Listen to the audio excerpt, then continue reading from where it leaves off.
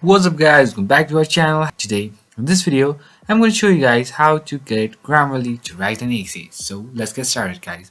So what you're going to do is guys, first go to your Grammarly app or that's a website, then you will be redirected directly to this platform, which is your Grammarly's home screen. Then just go to your left hand side and choose this My Grammarly option. Then over here on all documents you'll be having the new one. Just press on it and let it load, and then on your right hand side you'll be having so many options. Just go with the generate AI, and then over here just write write an essay on football, let's say. Then just press enter and it will start writing an essay for you guys. So that's pretty much guys. I hope this video is helpful for you guys, so thank you for watching our video guys.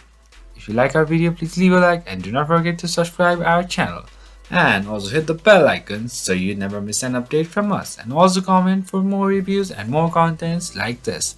I'll see you guys again in our next video. Till then, stay safe guys. Thank you for watching.